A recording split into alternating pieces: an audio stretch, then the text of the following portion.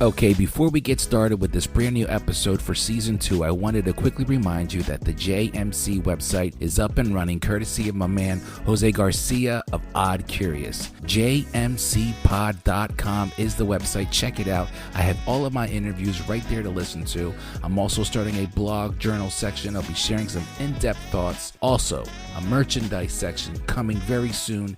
And of course, please show me some love. I have a support section. It'll take you to my Buy Me a Coffee page. Throw me $5. I might mess around and buy a coffee. I love you guys. Thank you so much. JMCpod.com.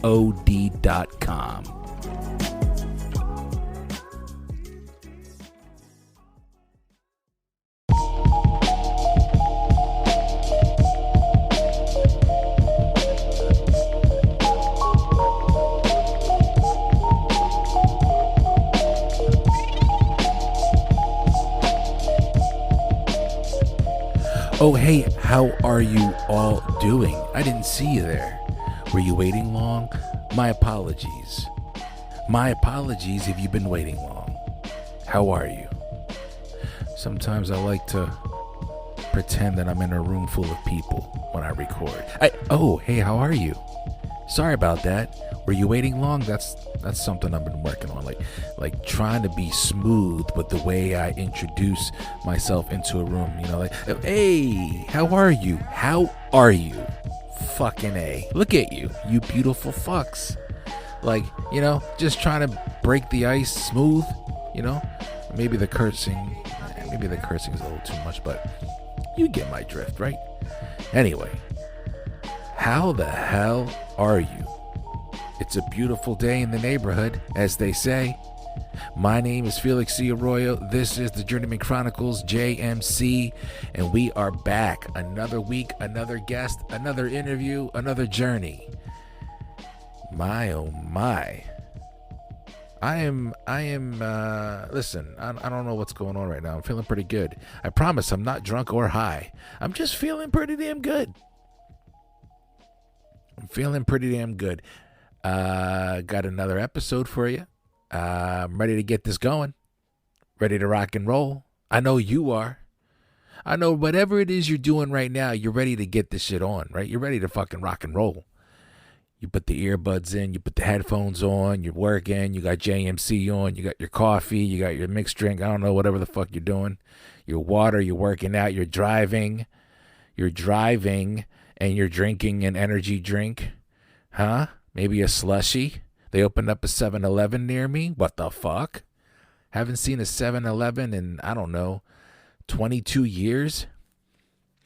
Everything is opening up where I live. They took farmland and they built like 32 warehouses, and they just waited for businesses to fill them up. They just said, y'all really going to have to fill these up. We already know what you need. We need more warehouses. I mean, look, people need jobs. So there's jobs, right? Fuck it, no. I can't complain. I can't be mad at that. It's a little different. It's a lot more traffic. They've got the new Penn Medicine Hospital off of Harrisburg Pike. I mean, it's a little different, but we got a hospital now. What are you going to do? You got to roll with it. You can't fight change. And anyway, that's enough of my rant, if you want to call it that. But I'm getting ready to introduce to you now episode 48. We are creeping closer to 50 damn episodes. This week I get to speak with Janell Almodovar, and she is the owner of J. Almodovar. Now, what is J. Almodovar? Let me explain to you, because I am humbly admitting that I don't know anything about this world that I'm about to embark in.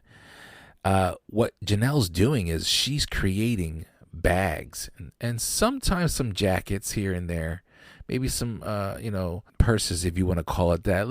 But mainly her bag is bags. And she's creating these fashionable poppy bags. They're so dope. They're so vibrant. They are one of a kind. Each one that she makes is unique. Same thing with her jackets. She's got a wonderful journey because she's been doing this for a while and it wasn't easy. And I really enjoyed talking with Jenelle because we got to share some thoughts on the things you have to give up in order to pursue a passion or a dream.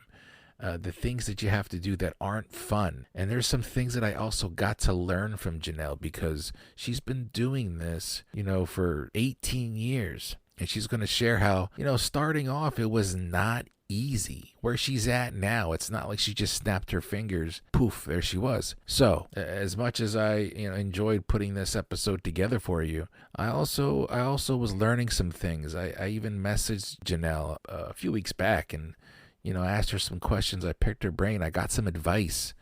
Because I'm trying to get these these hoodies. I got JMC hoodies here. Shameless plug. I got JMC hoodies here. JMCpod.com. Check out my JMC hoodies. It's cold, bitches. It's cold. Get yourself a JMC hoodie now. Anyway, back to Jenelle. But I'm excited. She was very, very easy to talk with, and she was nervous to do this interview, but she just did so well.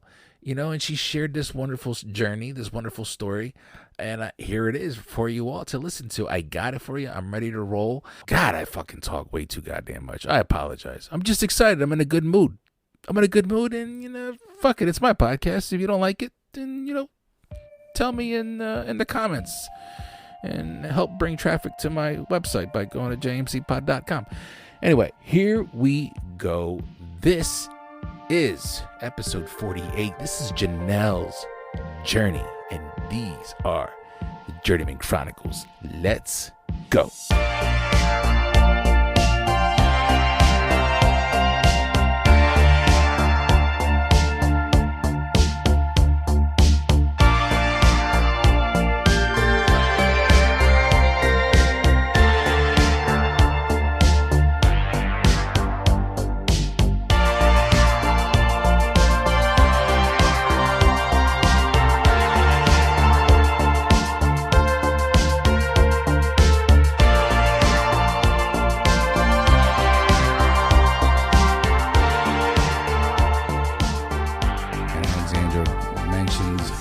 People, and one of them was you. Yeah. And I know a little bit, obviously, and I like to keep it like that because obviously the interview, I wanted to kind of unfold itself. Yeah, but I like how natural thank you're allowing it to be. Yeah. Like, it's no prep, no stage, no practice. Yeah, and it's a fine line too, because there's a lot of that I like, and then there's a lot where I'm like, well, I don't want it to be, I just want it to be organic. Yeah. So I try to find, I try to do as much as I can, so that when my guest is here, it is natural, but I'm somewhat prepped. I'm not coming into it blind. Yeah. But if I do have to go into it blind, I'm comfortable with that too. Yeah. Okay.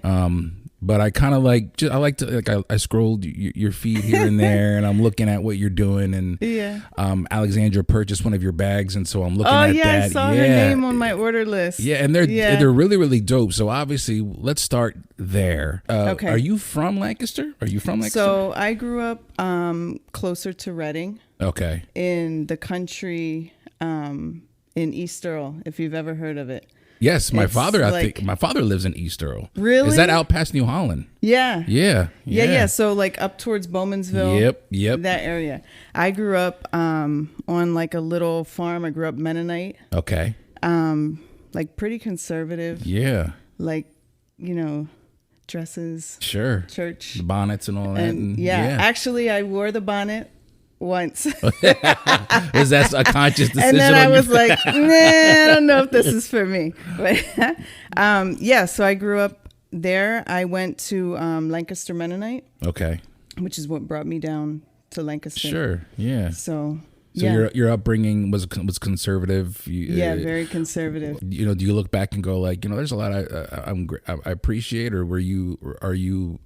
I mean, I've worked with Mennonites, and I actually joked around on a previous episode, and I'm trying to make sure I know for a fact I didn't mention his name, so I'm gonna keep it that way. But I used to work for a guy who was Mennonite, but he was like, we were doing commercial electric, and he was like, listen, on our lunch breaks, bring movies in, because they weren't allowed to watch movies, they weren't allowed to do listen to any type of music or something like that? Is that so? That's true? so funny that you said that, because I have friends now that are like, I have to make a list of everything that you missed out on. Yeah. Like there's a ton of pop culture that I am like, I don't know, never heard of it. Even to this day, I don't know. I never backtracked.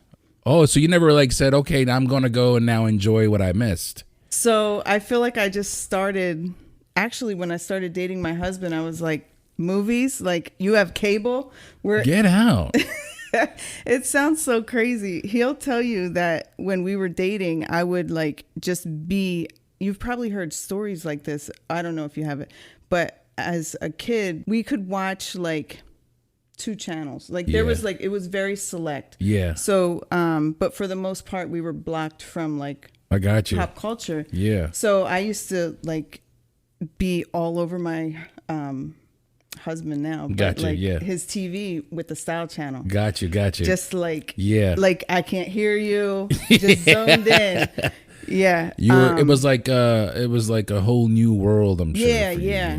But as a teen, I would sneak like fashion magazines, stuff like that, because I was intrigued by it. I grew up around women that were crafty, like Mennonite women. Sure, yeah. Sewing, you just do it. You learn at like 5 years old. Yeah. How to sew. And the women in my family were like super crafty, but I wanted something more, you know, like Gotcha. I don't just want to quilt and make clothes and, you know, I wanted more. Yeah. So I was just intrigued by that fashion world, but like didn't have too much access to it. Yeah. But, you know, I found ways.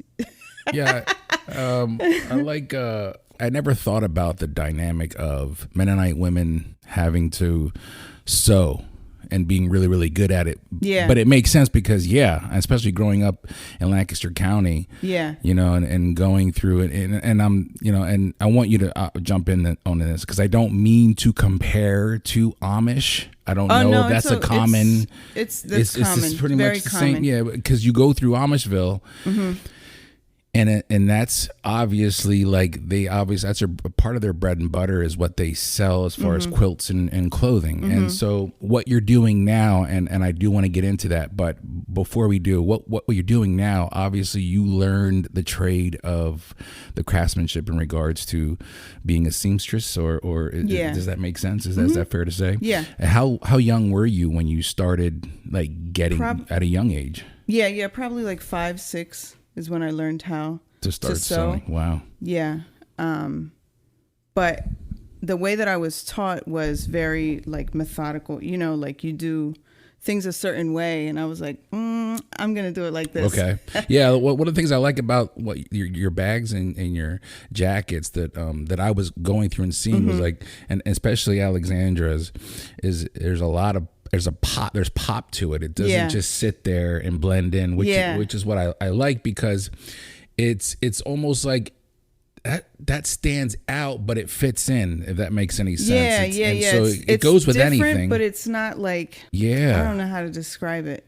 I don't know. Was that your way of saying like, I don't want to do the normal shit. I just want to make. Yeah, pretty much. Like, I feel like, you know, not that anybody can make a handbag, but you know, there's the market is saturated. Yeah. So I just kind of wanted to find my look, you know, like, and I still tap into, you know, like the quilting skills and those things, but like totally in my way, in the look that I've developed over the years. It took me a long time to really like figure out what my look was. And now I feel like I still do things that are different, but I always come back to all the color. Like I want all the color, all the bright. It just there's like a lot of neon yellow. My wife has that in her bag.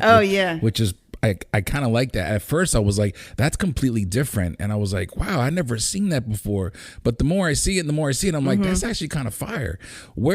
How did you get hip to, like, you said you were reading fashion magazines as a young girl? We weren't allowed. I wasn't allowed to have that stuff just because it was seen as like immodest. Sure, you know. But Lancaster Mennonite, there tons of exchange students, you know, so when I went there, I was exposed to more, you know, even though it's a Mennonite school. Yeah. It was, I don't know, just more exposure to cultures and different people, and super inspired by the exchange students that would come from like Japan and Korea. Just like their style just intrigued me. But yeah, I just would find my inspiration other places. Yeah. When you said that when you met your husband and you went through a whole like you didn't know about the movies and you didn't backtrack, is that something now as you know, the Americana experience in this life, do you find yourself, I'm sure you're focused on what you're doing, but you know, the rest of the world can get carried away with knowing the one-liners from certain movies, and then like the talking about pop culture has its own type of pop culture. Do you find yourself like, I don't really get distracted with that. I don't get distracted with social media. I'm kind of in my own world when I'm working, or do you have a desire to be like, let me get my fill now that there's a whole world out here that I haven't experienced? I feel like as far as social media goes, I use it like my fashion magazine. Like I use it for inspiration. But as far as like pop culture, like trivia night, count me out. Yeah. I'm no good. I cannot help you. But so no, I don't find myself like researching or like trying to figure I'm just like, I'm lost. I don't even know where to start with that. Well, I would think, I mean, that's like I said, I would think it would be overwhelming if you would try.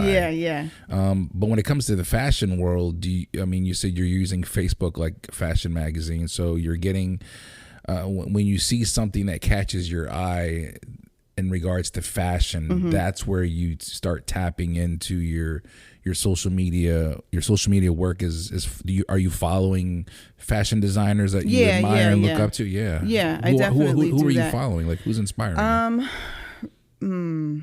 I'm terrible with names. I follow like a lot of street style. Is that your bag then? The street type of? I don't even know how to classify. I guess kind of like it would be more of a street style. I mean, it's not like evening wear. You know, it's more like casual. I never really put like a name on it, but yeah, I guess it would be like a more casual. Are you into the runway shit when you see like? I seasonal do watch shit that comes out. Some of it. I watch it a little bit, but I'm not like all in, I guess. I think that's cool though, and the reason why I'm asking is because, and that's why I prefaced it with the whole pop culture experiences. I feel like, just as we're talking, that your opportunity in life where you weren't consumed by pop culture at a young age, where you're focusing on your work so much so that you can see stuff that inspires you, but you're not so focused on what's going on here and what's going on there. I guess which isn't a bad or good thing. It's yeah. just a unique, cool, different way of looking at it. And I never really thought about that. But seeing what you're doing though, it's like, this isn't like shiesty quality. Like, I mean, the bag that my wife has is dope, but you should. And I really want to get into that. So let's talk about what you're doing in your business and when you decided to go headstrong on this. You know, this has been going on for a long time. No, I don't. So you've been doing this for? So 2004. Oh, wow. Yeah. So we're going back 18 years here. Yeah, way back. So 2004, I have an 18-year-old son and a 20-year-old son. Okay. So when my second son was a baby, he was born in 2004, I was like determined to find a way to stay at home. And maybe that comes from my roots too, but I think the whole world 2 years ago felt that. I know. So I know what you mean. Yeah. So when he was a baby, I started making bags. Now, those bags, I owe everybody a refund. Like they were nothing like what my bags are now, but I was just beginning. And what was it about the bags that you're looking at now thinking that they deserve a refund? You're thinking the quality was the quality. Watch, everybody's going to ask for a refund after this podcast. I just started, like, I like making tons of stuff. Like, I never was just focused on bags until I started just messing around with them. And clothing, you know, you have to figure out sizing. Bags, you don't. Like, it was simple stuff like that just kept sending me back to bags. But yeah, I started making them in 2004, and I couldn't pull it off staying at home. Okay. So I was working, and I was making bags Where were at you working night. I worked at I guess I can, right? Yeah. I worked at Horst Construction. Okay. Oh, okay. Yeah. So I was doing in the building services department, doing inspections, and then I started doing marketing. And I'm like a very behind the scenes type of person. Sure. So marketing was not my thing. Gotcha. Yeah. And I just got kind of pushed into that position. But that motivated me, like, I got to make this work. You know. So my husband and I kind of made an agreement, like, if you can match your income, it was a very practical thing, like match your income and quit. Yeah, absolutely. So I would work like till 4 o'clock in the morning, and then I would get up at like 7:30. Wow. And go to work. It was just, it was a mess for a while, but it took me 3 years to match my income. And that's consistently working those hours, that I was working late like night, really early morning, horrible, horrible hours. So in 2007, I quit, and then I've been full-time with my business ever since.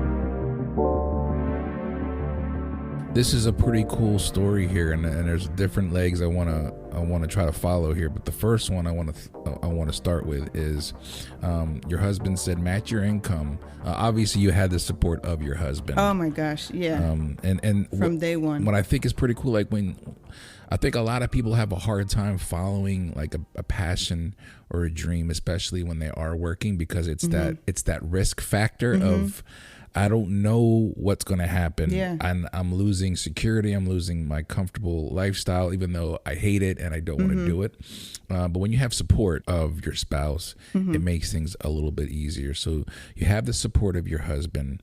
It took you 3 years. So 3 years to match your income. Until that happened, that push of I'm staying up until 4 a.m. and getting 2.5 hours, 3 hours of sleep. Can we talk about the focused, when you're focused on what you're doing, did you find it, even though it was hard, and you mentioned that already, it was hard, but loving what you're doing makes it a little easier, or makes it worth it? Absolutely. Yeah. It's like my job at the time, that felt like work, but bags didn't feel like work. Yeah.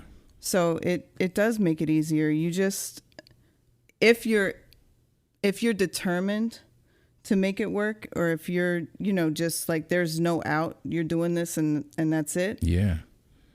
Then you do it. You just do it. Thank God I was in my 20s. Yeah. No, absolutely. Like, and that's a great time. I because a lot of people like don't have that opportunity until they're in their 40s. Like I'm in my 40s and I'm starting to do this. And I'm like, man, I wish, like I'm grateful. But I'm like, God, if I could have thought of this 20 years ago. Yeah. But so to have that opportunity in your 20s, did you catch yourself like while you were at work sketching bags or doing shit? I was a terrible employee.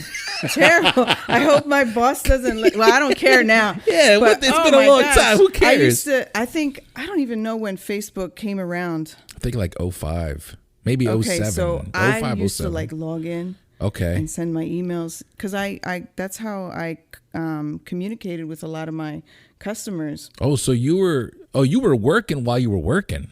It's fair, because I think I do that sometimes. I mean, I'm grateful I have a job where I can have like some flexibility, but sometimes you got to do what you got to do. Yeah. You were already your side hustle wasn't like you were making bags, and then after a couple of years you started selling them. You were actually making them. The hustle was on. Yeah.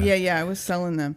I never, like, there was no prep period for me. Yeah. I just started making bags, and it was just design them, make them, list them, sell them. Actually, at that time, I didn't have my website. When did I start Etsy? That was later. So you were just doing it through social media? It was through Facebook. social media. It was through emails. At that time, a lot of it was word of mouth too. Yeah. Okay. I was about to say, how'd you get your clientele at that time? Family, friends, family. Oh, big time. Friends and family for a while. Yeah. Purse parties. Yeah. I'll never do it again. What is that? What's a purse party? Just like I can imagine showing up at somebody's house with all my bags. Like, please. Oh, okay. Yeah. And then you're like hoping that people. And they would invite their friends. Got you. Did that a couple times. Not your thing? No, not my thing. There's something about selling face to face that I don't like, because I prefer somebody to see the item and be like, I have to have this. Got you. I don't want them to see me and be like, oh, let me buy this bag for her, this poor girl. Yeah. And that might not even be the case, but you know what I'm saying? No, but I understand. This poor mom, she has 2 little boys. Let me buy this bag. It's like the whole Girl Scout, Boy Scout type of thing where they're outside Lowe's and you walk out and they're like, you want to buy these cookies? And I'm like, I wasn't planning on it, but here you are with your dad. But I sure am. That was never my thing. But those are things that I did because I just was like, I'm selling these bags. Yeah. Whenever, I did MySpace. I had a MySpace page. That's right. Yeah, I forgot about that. Taking Well, at that way, time, way back. Yeah, absolutely. Actually, MySpace was how I communicated with a store in Hawaii, and that was my first wholesale account. Get out. How'd you do that? I don't even know. I'm trying to remember how we even found people on Facebook or MySpace. Like how it wasn't like people were recommended. Yeah. I don't even know. I can't remember how. So I followed the store, and we had a mutual friend. Okay. I don't even know like how that all happened, but I know she took a huge chance on me because all of my bags are different. Yeah. So she told me that she would try out 15 bags, and just to it was up to me to just send her 15 bags. No rhyme or reason. Yeah. How did you pitch it to her? Like, what were you? Did you send pictures of what you were doing? I had pictures posted on my page of my bags, and I guess they fit her aesthetic or whatever the look of her store was. She reached out to kind you? of bohemian. Yeah. So she had the mutual friend. Yes. Reach out to me, and then I got in contact with her directly.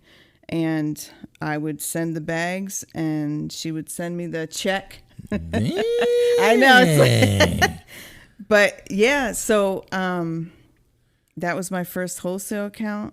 At one time, I was doing a ton of wholesale, which is also why I was working crazy hours. Okay, that would make a lot more sense. Yeah. Yeah. So you were making how many bags a night, do you think? Or is it just like one bag a night, or how does that work? Several bags a night. I don't know how many. I didn't really keep good books at that time. I knew how much money I was making, but I didn't really keep track of my hours and how many bags I was shipping out. I think that makes sense when you're just I just want to do. That's how I am. Yeah. I just want to do what I love doing. Yeah. And it would be cool if somebody else could just do that shit for me. Oh my gosh. But then at the same time, I'm a control freak. So I also want to make sure that you know what you're doing. So but there's times where I'm like, I just want to do it. Mm-hmm. Is that what you were? Oh yeah. Total control freak. As far as, yeah. I had to have my hand. I still have that problem. But that's a good thing to have. Yeah. So you have your first wholesale account off of MySpace. Yeah. When you sent 15 bags, that's a risk factor, isn't it? At that time, you're just I hope you send me a check. Oh yeah. I took that risk a lot of times because I just was I got to get these things out. You ever get burned? You ever send shit and not get? Yeah, that sucks. Yeah, it does. But you learn, and things like that happened are part of the reason why I do business the way that I do it now. How do you do it now? Now I make as many bags as I want to make, as many bags as I can make. I put them online. Yeah. And they get purchased. There's no custom, there's no ordering, there's no Oh, you don't do any custom. It's how it's exactly how you want what it. You see is what you get. Yeah, and each bag is unique, so you're not making multiple. Unique. That's pretty cool. So, how do you keep yourself fresh with ideas, and do you just feel it in the moment? Like, I'm watching your reels. I'm watching your reels, and I'm like, you got like you're professionally doing some shit. So I'm like, are you like, do you sketch things out? I do. Okay, you do. I sketch, and then I make the sample.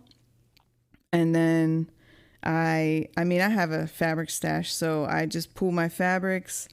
When you say you make a sample, like what do you so the sample bag, like, so when I draw out the bag, the first one, I kind of know like what size I want it to be. That's all kind of in my head, but I'll draw the shape out and like how I want the straps to be, little details, and then I just make one. Nice. And if it turns out good, it turns out good. If it flops, back to the drawing board. How do you know it flops? Nobody buys the bag? No, that's basically based on function. Okay. You know, like if it just doesn't quite turn out the way that I pictured, or you mean it flops like in your eyes? Yeah. Like it's not like if I'm like, nah, this is not gonna. Oh, okay. Okay. Yeah. So it happens. Yeah. Well, I mean, I would think, especially like if you are a control freak, like I know what it's like to be a control freak.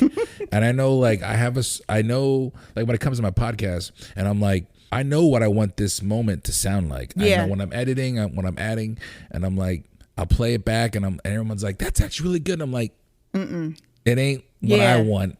And yeah. You know what I mean? It's like, do you? Oh, it's the same thing. Yeah, I would think it's a good thing to have though. But I'm sure. Do you ever drive yourself crazy with it? Or you're like, God, guy. Oh yeah. I probably could have had 3 bags done by now, but I'm still dicking around with this one. Like there's times where I'll just have this idea and I have to make it. Like when that happens, it's like instant. Like, and I'm so glad that I have the freedom to do that. Like, if I want to work all night, I can work all night and sleep all day. You know, like I have that freedom. But there's times where I'll spend 8 hours on a bag just because it's a brand new bag, and then I'm done with it and I'm like, it's not what I pictured. And I'm that stubborn that I'm like, throw it out. Yeah. So you just throw it out. Do you ever hold on to something that you don't like? And then I do have a bin of bags that I'm just like, they're just there. Just in case I take a fresh look at them. But no, I mean, most of the time when I mess up, I'm just like, I can't even look at it. Yeah, no, I'm done with it. I know what that's like, and I like hearing other people's versions and stories of that with themselves, because it's like I can't be the only one. No. You mentioned that when you started, your youngest was born, so then your oldest was 2. Yeah. So I'm sure, like right now, you have an 18 and a 20-year-old. So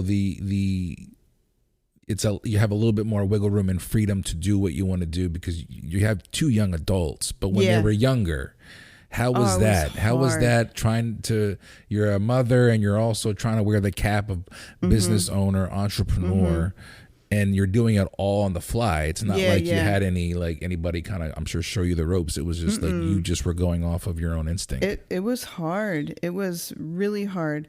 I was willing though to like work around their schedules because the trade-off is that I was always there. So even though I'm working, I'm still in the house and they're like interacting with me. Not at the house that we're at now, but at a previous house that we lived at. I was working in the family room. Okay. So it was kind of like I was just with them all the time working. Of course you have to kick them out sometimes and do your thing, but they grew up watching me build this business from nothing. Yeah. So I'm thankful for that. They're used to it. But it wasn't easy. But it was not easy. No, like, oh my gosh. Because sometimes children just dictate your schedule. Yeah, they do. And when you're trying to do something. Yeah. And that's what I'm learning, where it's like I had plans. Yeah. You're fucking it up today. Like, I love you, but I mean, I was supposed to do some work today. So how did you did you just find a balance, obviously? You know what? When they went to school. Okay, yeah. School like saved everything. I would work with them while they were in school and stop when they would get out, do the whole dinner thing, and then work in the evenings. Wow. To make up for whatever, else I had to do. Right. You said that it took you 3 years to match your income, and then you quit and went doing your own thing full time. Did you experience like a slow progress with your elevation with success in your business, or did you find like there were ups and downs and you still stuck with it? How was it for you? It was a slow progress. So it started out like really, really slow. Like, okay. Selling what I could sell. And of course, like making a bag took me way longer than it does now. Okay. So, I wasn't making good money. I was just determined, to stick with it. It started out like super part-time. I don't know. Every year has gotten better. So even from then, starting out making just a little bit of money, I've never had a year where I'm like, what am I doing this for? Okay. I've always had like 1 year top the previous. Okay. Well, so that's good. Thankfully, it's always been like that. I've never had a time where I'm like, is this my time to quit? Gotcha. Like, should I throw in the towel? Yeah. Do you think that was because of your mentality? Do you feel like you were just fortunate enough to not have those moments presented to you? Because sometimes people are just like, I guess looking back, I could have buckled, but I just, there's a lot of people that try to start their own business. Yeah. And they don't realize the commitment and the sacrifice that it's going to take, and the mental like fortitude, if you want to call it that. Like, you got to be willing to eat shit for a little bit, knowing what you see coming. Yeah. A lot of people can't do that. I know. And I see it all the time. I love trying to help people start businesses, or, people have talents that they don't act on, and I'm like, you can make money from that. But like, some people don't have the other half that you need to have. And that's the consistency and not quitting. Yeah. Taking advantage of the opportunity that you have. Like, you knew that you had the vision and you knew that you were going to make that effort, but then you also had your husband's support. Oh, yeah. And so it was almost like you didn't squander that. You knew, I can make this happen. There's no reason why. There's a lot of people that have, like you said, it's like you have the skill, you have the talent, you got people that will support you, but you're not taking advantage of it. Yeah. It happens all the time. I feel really lucky. I think that in my situation, because of my husband's support and because he always like just pushed me to keep working, if I didn't have that, even finding, like, that's not just like emotional support and all, it's also the financial support of, if I was a single mom with 2 kids, it could have turned out completely different. But having his support definitely allowed me the time to make it work, because the amount of years that it took me to get to a point where I'm like, okay, we're really doing this. Like, where financially it made sense, where it was the full package. That took a lot of years to get, to that point where I feel like if I got a job now, I wouldn't be able to make, what I'm making from my business. But anyway, that was a slow progression. Well, I mean, and I'm sure, like, when you're in the moment, you don't realize it until you take a step back and you're like, oh, look how far I've come. This shit wasn't easy. And man, this took a while.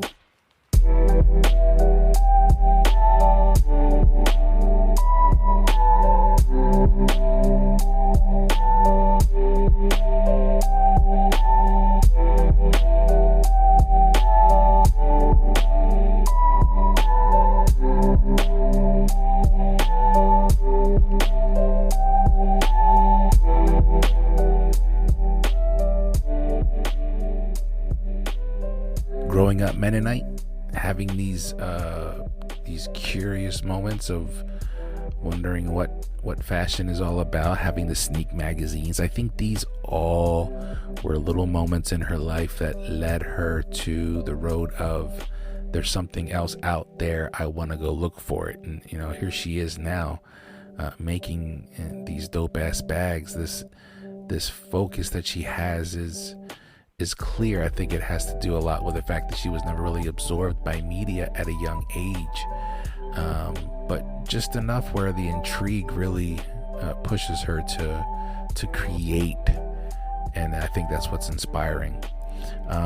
The second half of this interview with Jenelle, and we're gonna get to learn about how she met her husband Dave.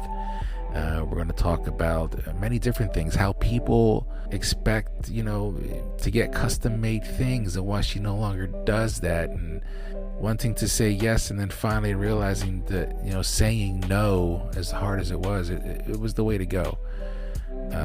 We're going to get into why Lancaster for her is the support that she would love to get from Lancaster is on her priority list, and it's just starting, but for a while it was really, really tough to not get that local love. I hope you're enjoying episode 48 with Janell Almodovar, because I definitely did. I had a blast, and I want to get right back into it. Here we are, second half, starting right now.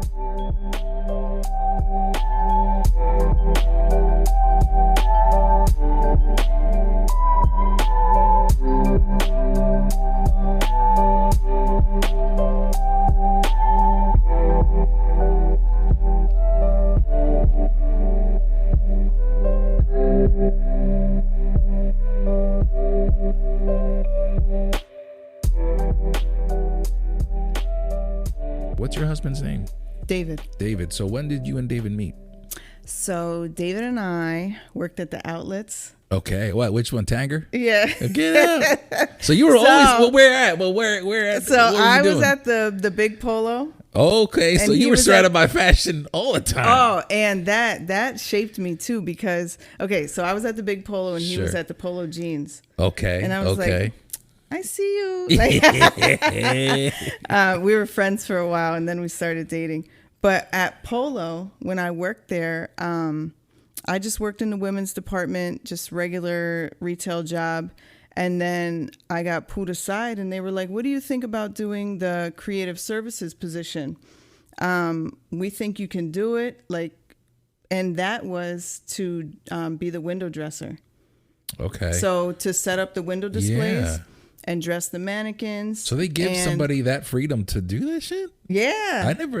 Was that just them, or was that a common thing? I don't know if that's common. I know Polo, for Polo it's common. I don't know if that position exists anymore. But at the time, I got that promotion. I was like 19, 20. Okay. And I would travel. They gave me 3 stores. So I would go from store to store, and I would do the window displays. They would give me like the theme. Okay. And I would go do the vintage shopping and like put the scene together. Because at that time it was like super involved. Like for the Christmas scene, you're actually putting up a Christmas tree and getting like the vintage wooden sleds and painting the walls. So it was like a super inspiring. So this wasn't just fashion. You were actually involved in the display period. Yeah. Everything that went with that image. Yeah. The wall, the paint, the Christmas everything. tree, the sled. Yeah. I don't know why they gave me that. But I think it's pretty cool. Like, why you don't know why they said they saw something in you. Yeah, they said you dress different than everybody else in here. You want to try something? And I was like, absolutely. But yeah, so I did that for I don't even know how long, maybe like a year. Did they just give you like here are the clothes we want you to use, or do you have full reign at how you want to? So for the clothing, I had full reign, like to dress the mannequins. But for the windows, like that was a little more controlled. Sure. That had to have been fun. Oh my gosh, yeah, I loved it. So I'd get to travel around and buy this stuff. But when I'm just dressing the mannequins, that was just pulling, off the floor and But you got to like decide what they were wearing. Mm-hmm. That's pretty cool. Yeah. It was really cool. And then I went up to, my potential boyfriend's store and dressed those mannequins. Did you hang around that store a little longer? A little longer, yeah, a little longer. But was there a mutual flirt between you both, or were you? Oh yeah, definitely. Yeah.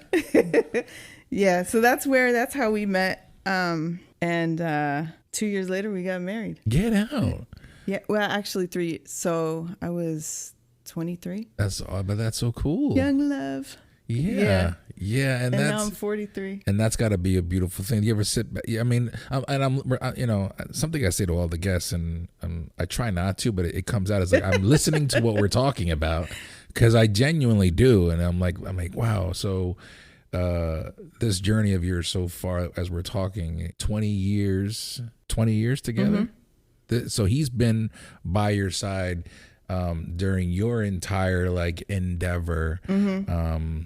And I'm assuming, and obviously I want you to talk about this, but he's been by your side, so he is your support, your right hand, your rock is yeah, for sure. Yeah, I mean, definitely. A lot of people don't have that, and what I like when I talk to people, and I've talked to both sides, but I personally have it, and so mm-hmm. I know what that's like. Oh yeah, it's the most amazing thing. That support is unreal. Yeah. I can't imagine doing what I do without that support. I feel like I'm living my dream. Yeah. And yeah, I'm super thankful. Yeah. One of the things I try to work on is I'll feel guilty for taking time to mm-hmm. do my shit, mm-hmm. but I've never been made to feel guilty. It's always just been me. Yeah. I feel bad that you've got to take care of the girls. Yeah. I have 4 kids, but my 2 oldest are from my first marriage. Mm-hmm. They can take care of themselves. Yeah. I ain't worried about them, but the little girls, man, they can get a handful. Yeah. So did you ever experience that, or was it different for you? Were you able to lock in and not really think about was he able to hold things down for you?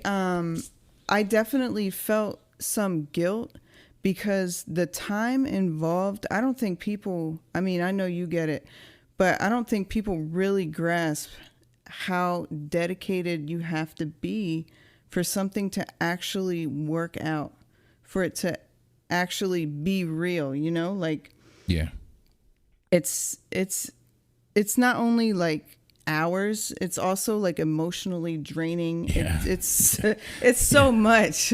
The stress is, it's different. It's different. You can't clock out from this. Right. It's just here yep.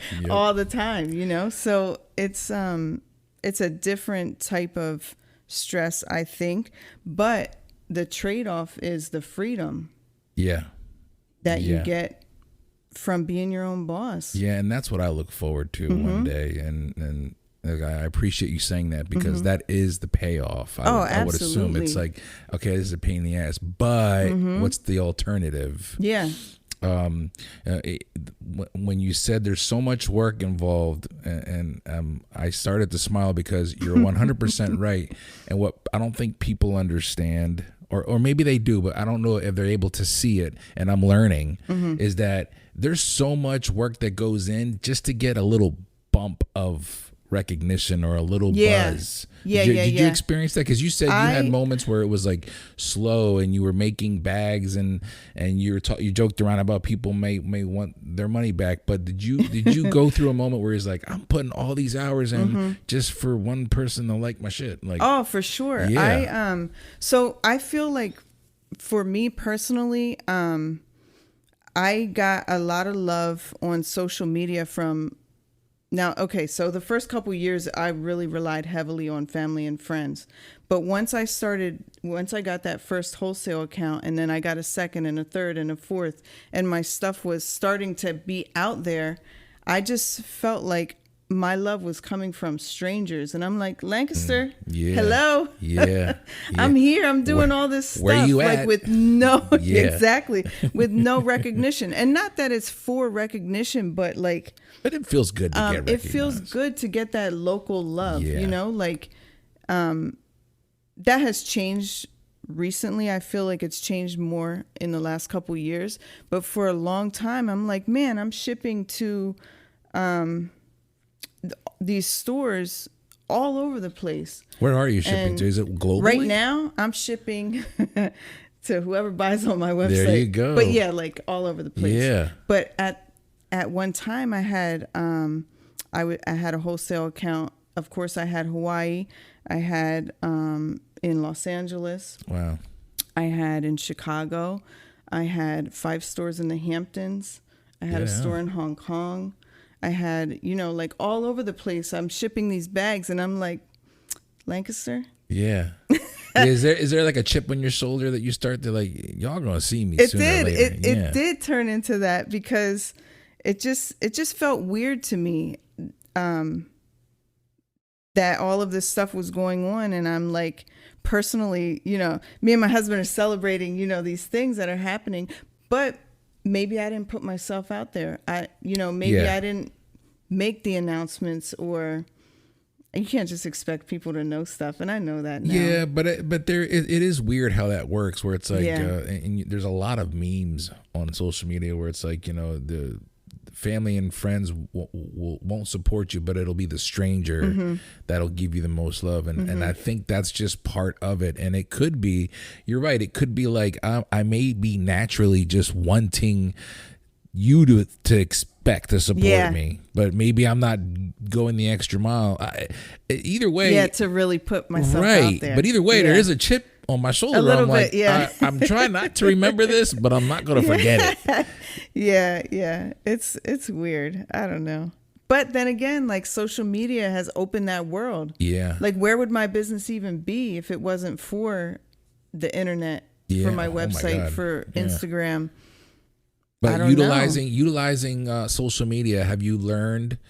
I mean, your business took off right at the beginning of social media with Facebook. There was no Facebook, there was no Twitter, there was no, and as your business started, they all came into play. So did you learn how to start utilizing them for your business early on or no? Definitely. Yeah, I would think. Definitely. Yeah, I took full advantage. I mean, that's free marketing. Absolutely. It's as much as you're willing to put yourself out there, and I still kind of have to force myself sometimes, but people really want to genuinely see you. If they're buying into your brand, they want to get to know you. Yeah. So as long as you are, giving people a peek into what you're doing in your life, you just kind of build you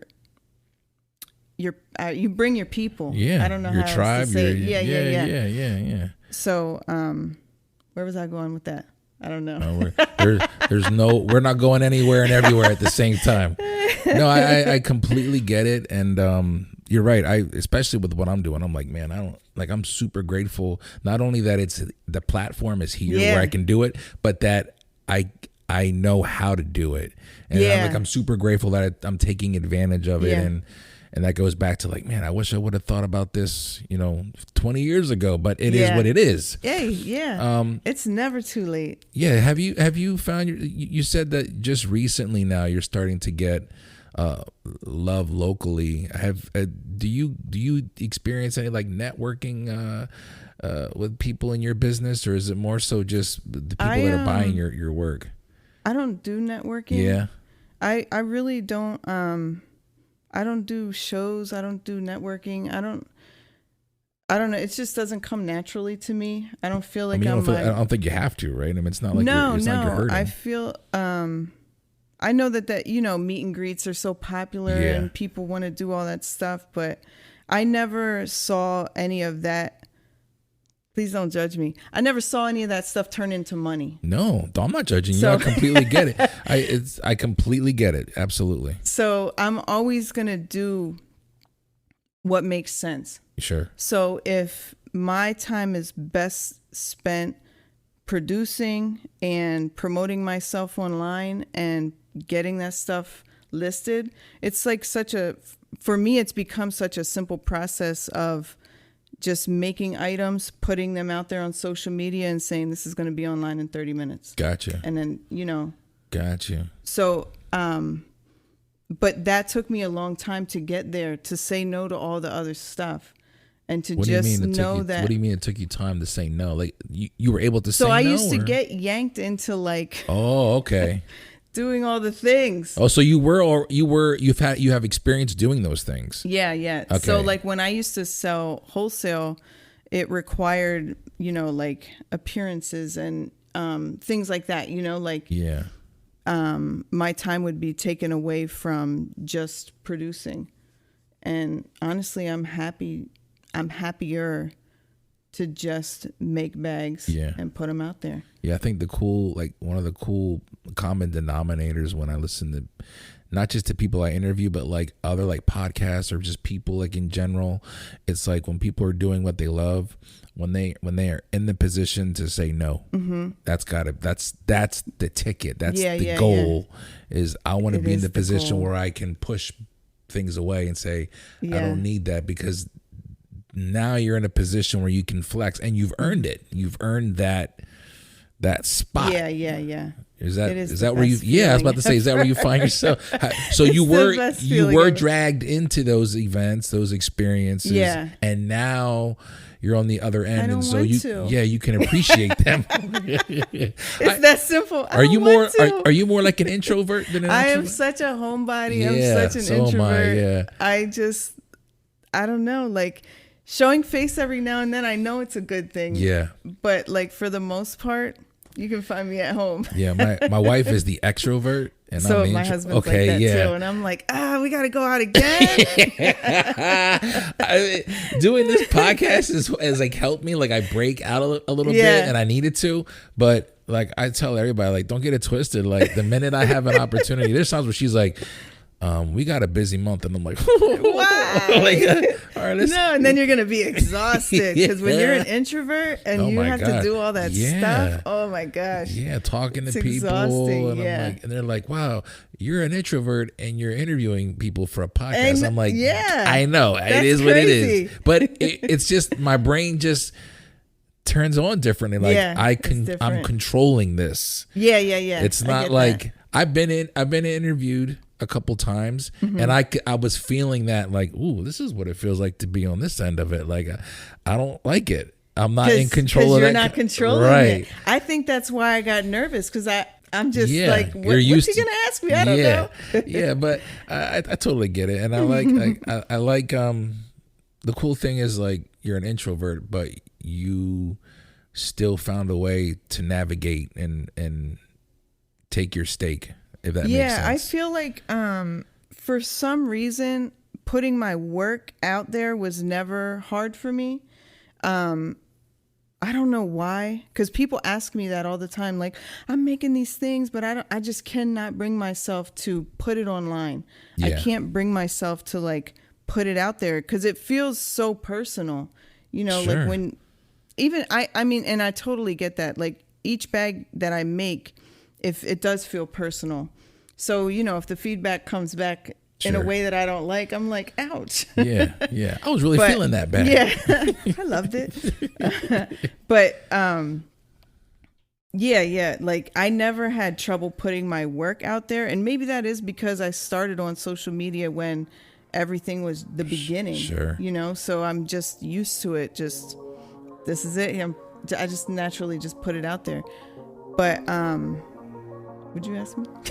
Oh no! No, I can't. I can't remember. No, I can't remember what I was asking. I can't remember what I was asking. Janelle, I'm sorry. That's where. See, this happens sometimes. It's all good. I was enjoying the conversation. That's all I know.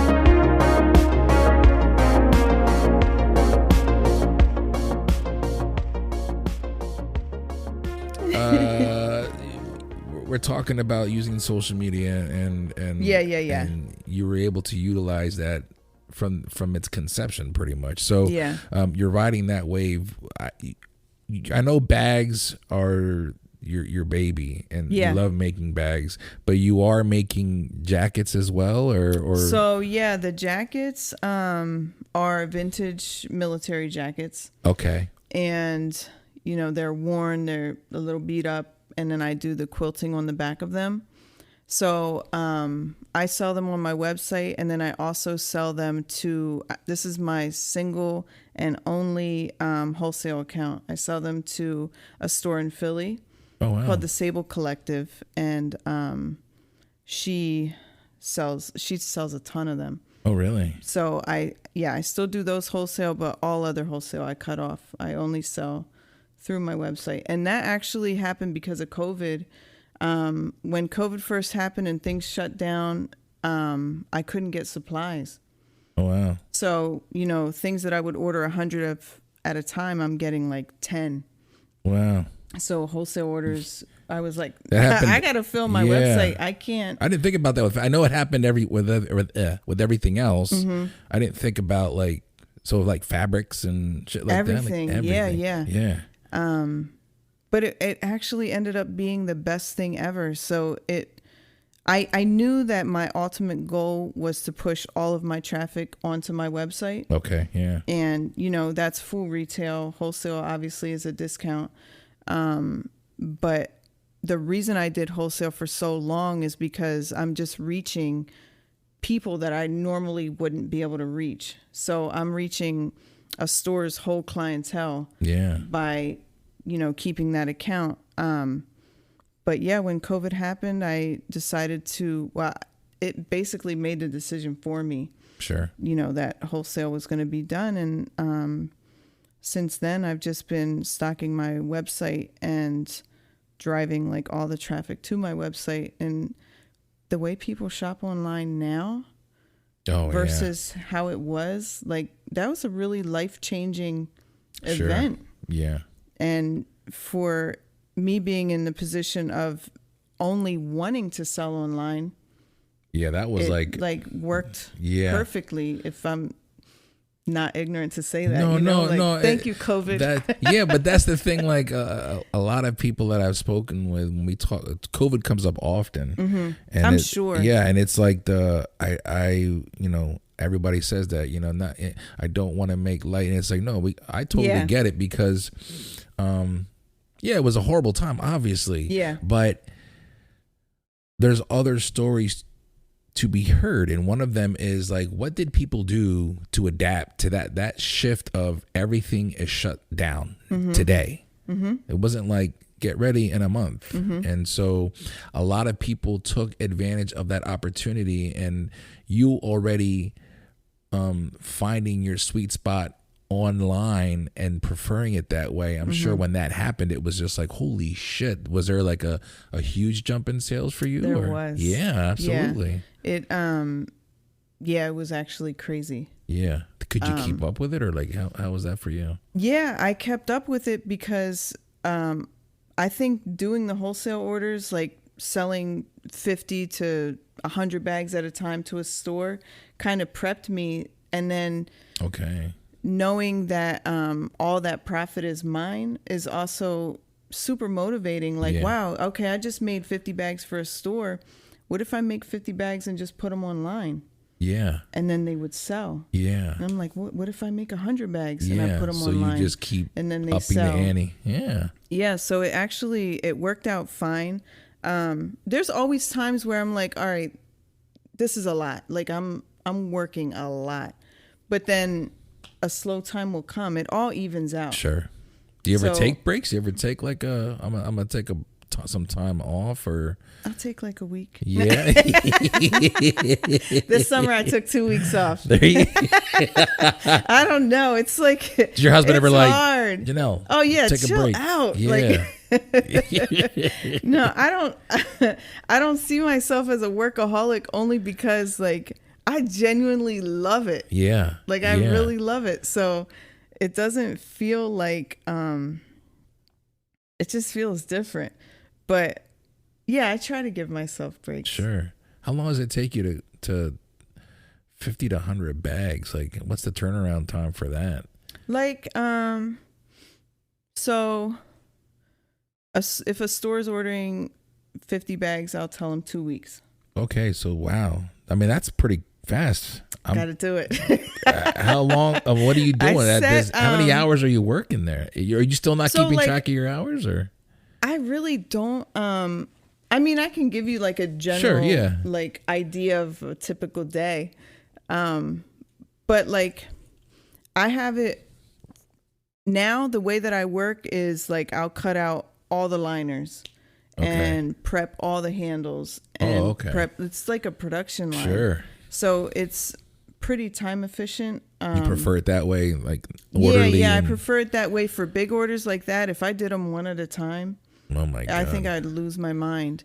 But because I do it that way, it really helps. And yeah, it's all about prep. It's all about just. Took you a while to find that routine? Oh, yeah, for sure. Yeah, I would think. For sure. I feel like when you have a creative brain, like you just go down rabbit holes. Yeah. Like, so I had to really. Thank you for saying that. I want my wife to hear that. It's really sometimes hard. She doesn't understand my thought process. I'm like, I can't explain it to you. No, I'm going to try and explain it right now. It's really hard to like stay focused. So I had to train myself to, okay, if you dedicate Monday to doing this job and Tuesday to doing this job and Wednesday to doing this job, by the end of the week, it's all going to come together. Gotcha. But that was really hard for me at first because I always have an idea. Yeah. I always have something that I'm like, ooh, should I try that quick or should I get this job done? Yeah, you know, like it's just, it's hard. Like it's hard to maybe I need not stay focused, but there's times where, and I find that with like, even when it's stuff not related to the podcast or to what I'm doing, it's like the way I clean is like I'm cleaning and the next thing you know my brain's like, we should you know what I mean? I'm like, why am I over here? I thought you were clean. I was, but I'm cleaning this now. So I think it's just the way my brain's wired. But it is. It's you go down rabbit holes, and you have to honor the idea. It's almost like I feel it. It's itching. I need to see it. I need to see it come to fruition right now. That, it's funny because that actually ties in with when I was talking about like saying no to stuff. Yeah. So as a person that makes things, people always have an idea. Can you make this for me? Can you make this for me? Yeah. Well, I know you can, but I don't want to. Yeah. But I feel like at first I was so set on like, I'm going to make this work however it's going to work. And I would just absorb everybody's ideas like, oh, let me see. Yeah, I'll try to make it. And that is time consuming, first of all. But I was so desperate just to like make it profitable, like anything, so all jobs were welcome. Yeah. But when I got to the point where I felt like I was kind of burning out a little bit. Okay. So yeah. And started saying no and just shutting things down. Yeah. Like flat no to everybody. Yeah, I'm sure was that difficult or? It was very hard for me. I'm naturally like a people pleaser. Yeah. So it was hard for me at first, but as soon as I started to like experience the benefits of really staying true to what I wanted to do. Yeah. And to my plan and, just like really, really staying focused on the look of my bags and just simplifying it. I felt like I simplified my business by saying no to all the extra stuff. Gotcha. And I saw like an immediate return. Nice. Just because I was able to stay focused, I guess. Yeah.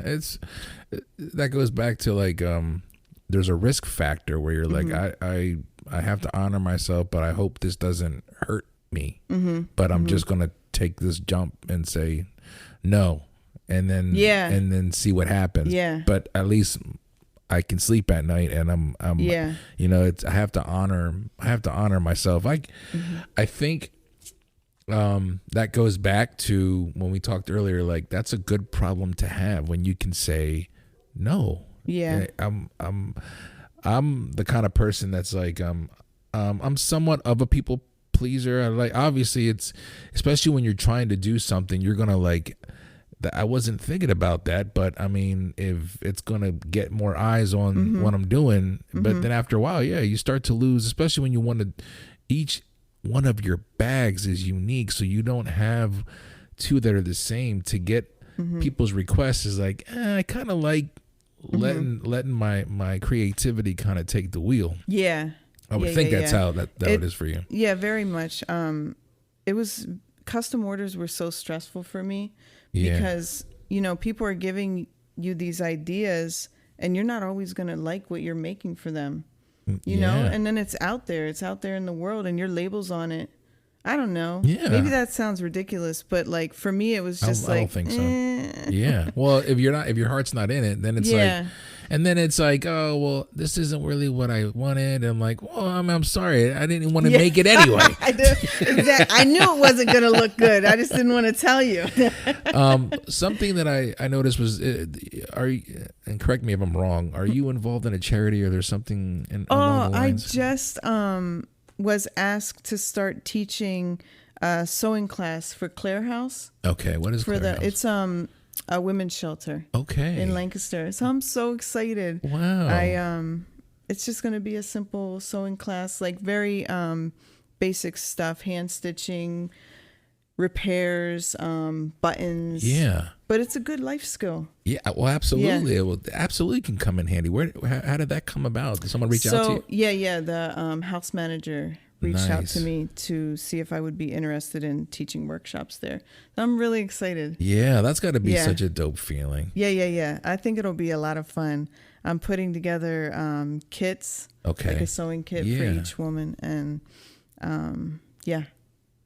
I think it'll be cool. When does that start? That is actually starting on the 24th of October. This month. Okay. Yeah. So you just lit up. I'm sorry. I can tell that it's very, very important to you.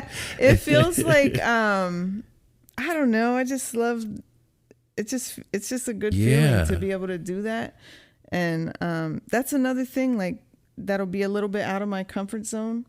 Yeah, but you're excited though. I'm really excited. Yeah. It's just cool. Yeah, I don't know. Well, good for you. I'm looking forward. Are you gonna post about that at all, or if I'm allowed, I will. Got you. I don't know if I don't know how much I'll be able to post. Yeah, I never thought about that. Or if I can show faces, or I'm not sure. Yeah, but if I can, I definitely will. I think that's such a cool thing. I'm gonna look them up because I didn't even know that there was such a shelter, and I think doing something, giving back. So you're talking about giving back to the community, but giving back to a community in that regard, that's specific. That's a pretty dope thing, and like you said, it's a trade really to be able to. My stepdad is a tailor, and nice. and it's one of those things where I'm like, for the past 20 years, I've been really fortunate and lucky enough where I haven't had to pay for things like that. Yeah. You know, but it's like the little things where, and my wife will also fix some things, but I'm talking like tailors might fix my suit, or he's done dresses in the family. So that's the only reason I amazing. bring that up is because I'm like, you do this so well. That's a great trade to have. Now, obviously, and he's been doing it for 40 years or so. Yeah. But you're right. It's a great trade to have. So it really is. I commend you for stepping out of your comfort zone and providing that information, and that education. For other women to know. I think that's pretty cool. Yeah, I think it'll be a lot of fun. What do you look forward to with your business in the next 5 to 10 years? What do you have a plan or no? A goal? I really don't ever try to plan. I just go with the flow. But I would, at some point, I would like to introduce a higher end line of bags, really exclusive leather, all different types of materials, but a really high end line where I'm just putting out a one of one. Okay. I mean, everything I make now is very unique, but these would be so the I know bags, what you mean, though. Yeah, the bags that I make now, even though the fabrics are unique, I'm still making the same style bag over and over and over. Sure. So I would like to do some exclusive stuff Nice. at some point. But as far as I don't know, I feel like my goals are not the typical stuff that you hear. Like I don't really want to expand. Okay. I don't. No, but I like it. Yeah. Yeah, I really like. If it's not broke, you don't want to fix it. Exactly. Yeah. Exactly. It's like such a good flow that I really like what I'm doing right now. So as long as I can ride this wave, yeah, I'll keep on. Why not? Yeah. Yeah. Nice. And you're just sticking the bags? Yeah. Like maybe some apparel, but that'll be more for like marketing stuff. But yeah, bags. Do you do things like do the seasons play a role in what you make, or is it the I used to, and I stopped. I find that that doesn't really play as much of a part anymore. Gotcha. I do colorful all year round now. Yeah. I think people expect it from me. When I tried other things, like I think for stores, they wanted that, like, sure, can you give us a fall line? But it never sold as well. So I do summer all year round. Yeah. I feel like, again, if it's not broke, you don't want to fix it. But it's cool that you've at least like dabbled and tried it. Yeah. It's not like you were like, no, I don't want to do that. And sometimes you got to try it to see what comes out of it. But I really appreciate you stopping by and talking about this, because this is a world I know nothing about. Like, again, like I don't know nothing about bags and whatnot, and so I'm just like, I see my wife with this dope ass bag and I'm like, that's pretty cool, but I know nothing about fashion. I know nothing about like what the people that are in the fashion, what they're looking for, what they enjoy. So this has been a pretty dope conversation. I think you handled yourself pretty well for I don't think you for sounded the first nervous. time. Oh, thank you so much for having me. I appreciate it. I hope that when we get more eyes on the name of your business is, again, I'm sorry, JALMODOVAR Almodovar. There you go. That's a .com at the end, and we can go check you out there and start. And we're talking about specifically people in Lancaster too, right? We got to get more eyes on the prize. Oh my gosh, I'm sorry, Lancaster. I love you. No, but it is what it is. Y'all gotta wake the hell up. These are some dope ass bags. But Jenelle, thank you very much for stopping by. I appreciate it. Thank you for having me. Thank you once again to Janell Almodovar for stopping by the Journeyman Chronicles, sitting down, chatting with the Journeyman. We never met before. I didn't really know much about her until she showed up, and I'm happy that I got to know her. She's very kind, like I said, and I got a feeling that there's a big ceiling, a very tall ceiling here. I wouldn't be surprised if Janelle's doing big things with her bags. I mean, I can see celebrities wearing them. I can see them being in movies and in magazines that we read across this country, across the world. The drive that you see that she's doing, she's dedicated 18 years working, at a full-time job, and then staying up until 4:30 in the morning, working on your side hustle, to sleep for a couple hours, to go back at it. And how can you not want to support that? JALMODOVAR.com. I will have that website in the description of this episode. The link will be in the description. And check her out. Check her bags. Check her jackets out. Check her fashion. The shit's dope. And support it. That's local shit right here in Lancaster. So listen, like I said, I don't know much about fashion. The podcast isn't, fashion themed, but the journey is, and she's got one hell of a journey, and I had a great time. So I hope you enjoy this episode. Jenelle, thank you very much. Next week for my Thanksgiving episode, I sit down with Dio Izzy, my wife's uncle and godfather. Israel Flores stops by my house and chats with me about his journey, and you're not going to want to miss it. And as always, remember, maintain focus and stay continuous through all 4 seasons. My name is Felix C. Arroyo, and these are the Journeyman Chronicles. Y'all be safe.